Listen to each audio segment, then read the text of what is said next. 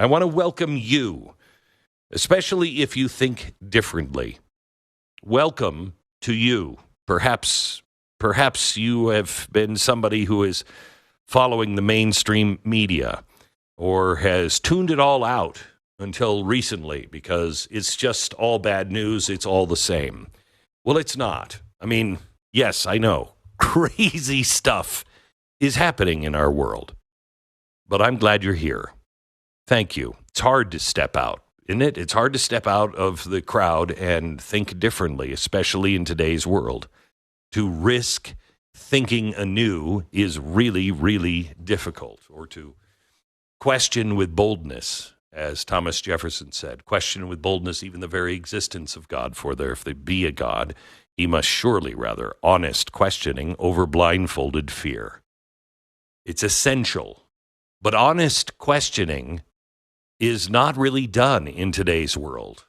Honest questioning is replaced with gotcha questioning, even in our own lives. We don't really talk to one another. We don't listen to one another. We're trying to get to our point. We're trying to win.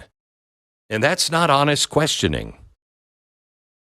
Honest questioning means the kind of questions that if the answers lead your feet, your head, or your heart into a different direction, you'll have the courage to follow that direction.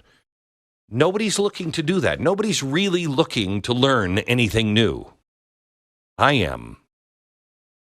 If you're here, I think you are too. It's hard, especially in today's society. But you're here for a reason.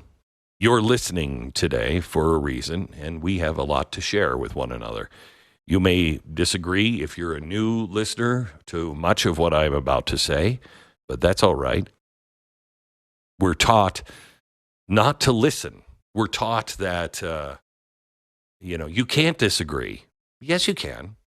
Yes, you can. In fact, it's essential. It's essential. Opposition in all things. But if you're listening for the first time today, I would like you to do something that you're not encouraged to do on either side, and that is give me, as I give you, the benefit of the doubt. Assume that you and I have something really basic in common, that we just want the madness to end. We want to be able to feed our family. We want good jobs. We want other people to be successful. We want people to pay their fair share, if you will. We want justice to be served. We want bad guys, no matter which side they're on, to go to jail. We want our children to have a good life and a better life than us. We want good education for our kids. And what's good for my kids isn't necessarily good for your kids. But I want good stuff for your kids as well. That we want strong families and a strong country. I'm going to give you the benefit of the doubt, and please give me the benefit of the doubt, that we love our country. That we recognize that we've made a ton of mistakes. But we basically want the same things for our family. And if that's the way you are, and you have found that there's just nobody you can trust, I agree with you. And I don't ask for your trust. I don't want your trust. I don't ask for it, and I don't want it. I'm a human, and I make mistakes all the time. I try to lead with my mistakes. If I make one, I try to let you know right up front. You know what I said yesterday was wrong, or I thought this through, or somebody said something to me, and I think differently on it. And I'll lead with my mistakes. Because I don't want you to trust me. I want you to do the same. I want you to question everything that I say and then look it up for yourself. But that takes a lot of work. But you're among friends if you're listening. I'm glad you're here. If we're going to start a new relationship, however, we need to talk about definitions of things. We need to be able to discuss certain things and know what we mean. And right now, the world is concerned with fascism. Donald Trump, somebody tried to kill him over the weekend because that person has been convinced that he's a fascist. So let's start with the definition of fascism, shall we? I looked this up for your benefit today, and it seems as though some of the definitions have changed recently in the dictionaries. But let me just read what they now say fascism is. Because I in reading them, I can see why you might think Donald Trump is a fascist. Here's the Encyclopedia Britannica. Fascism is a political ideology and mass movement dominated by many parts of Central, Southern, Eastern Europe between 1919 and 1945. Although fascist parties and movements differed significantly from one another, they had many characteristics in common, including extreme militaristic nationalism. Now, this is an easy way for people to say, oh, well, Donald Trump is a fascist because he wants a strong military. Yes, but it's also another thing to say you're only left alone if two things happen. One, you have the strength and nobody wants to hit you because they know you'll hit back and probably hit back harder. So you got to be the tough guy on the playground. However, tough guys become fascistic. We don't want to be the tough guy anymore, and that's what makes Donald Trump different than most conservatives. Donald Trump hates war and hates the conflict of war. He always has. In fact, that's why he separated from so many people on the right for so long. But luckily, many of us have woken up and realized these wars never end. They're ridiculous to fight. We always seem to lose in the end one way or another because it's not our responsibility to go in and tell other people how to live. That's not fascistic.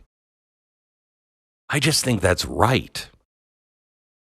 They also, fascists, according to Encyclopedia Britannica, they have contempt for the electoral democracy. Contempt for electoral democracy. Well, I know we've been having a discussion recently about what a democracy is. Are we a democracy or are we a republic?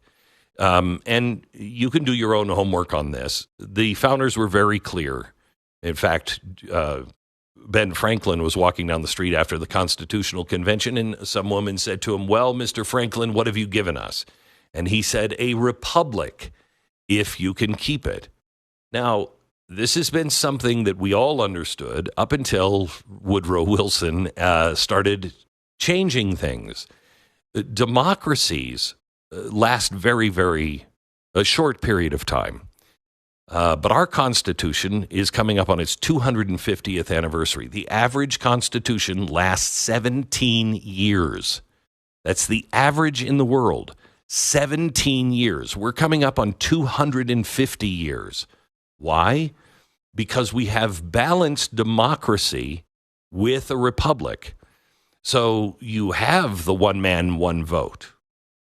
And you vote in a representative. Once you are done voting, then they begin to vote on your behalf. That's where it's gotten screwed up because we're not electing good people and honest people and people with our own values. And also it's screwed up because we can't trust our vote.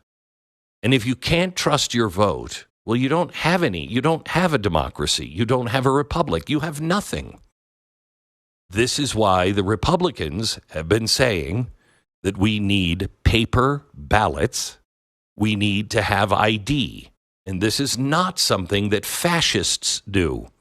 This is something that they do at your 7-Eleven if you try to buy a beer. This is something you have to have if you're driving a car. This is something you have to have if you're going to college or you're going to work in many places. You need to have an ID. That's not racist. This isn't 1841. The government wants you to have some sort of vaccine ID. Well, isn't that racist then? How could you be for a vaccine to let you into buildings if you have had the vaccine and keep you out of buildings if you haven't had the vaccine, how could you have something so personal to you be a requirement, is what the Biden administration wanted, to be in a requirement, but you don't want people to have any form of ID to show that they're a citizen and they're a registered voter? Really?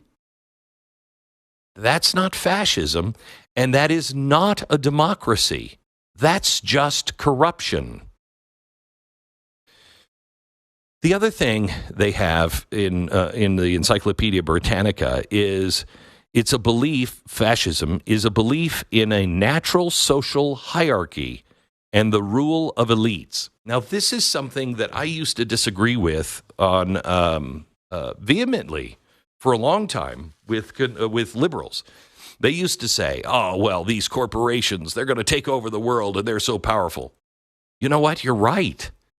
I never thought a corporation in my lifetime, I'm 60, but in my lifetime, I never thought a corporation could be as powerful as the government or could be so corrupt and so controlling.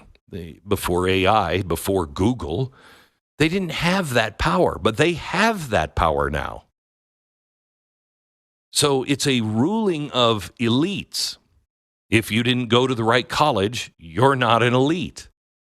If you didn't go to the right, if you don't hold the right opinion, you're not an elite. You're an idiot. And we only listen to the elites.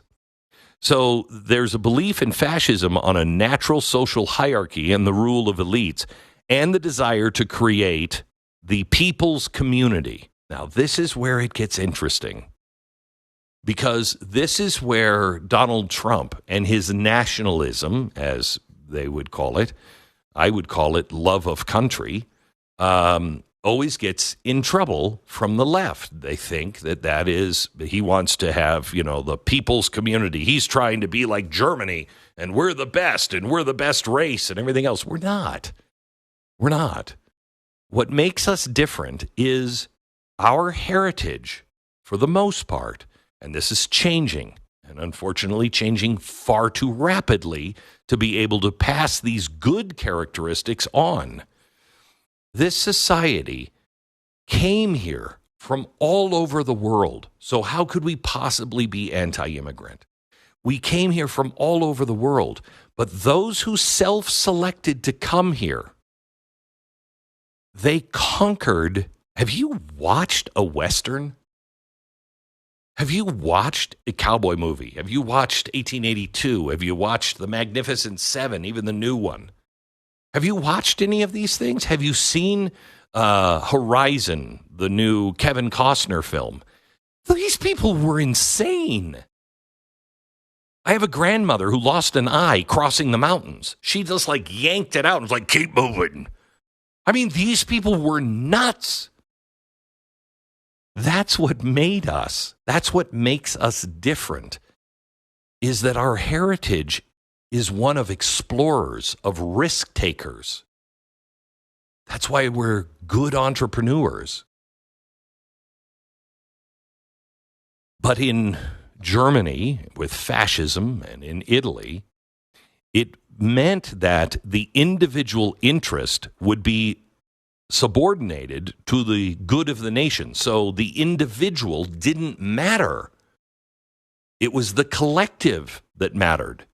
That's a key sign of fascism. Before we move on, I want to emphasize two things on fascism, because we are having this argument. Each side is looking at the other side going, you're going to destroy the rights of people. And it's important that we really understand, before we start throwing terms around, that we understand what those terms mean. Fascism prioritizes the nation over the individual, and that's what spooks people, even me, when people start to get nationalistic. If there are conservatives, and there are, that say, we need a Prince of Christ to come in and be our leader. No, we really don't. We really don't. We don't need a religious leader. We need somebody of good moral standing. That would be nice. Have you found one lately? But we don't need a vicar of Christ. What we need is somebody who reflects the best of us. I used to say reflect us, but that's not really good because there's moral sentiments actually matter. And you don't prioritize the nation over the people. However, the nation is important. Without a nation to protect your family, you can't have a family.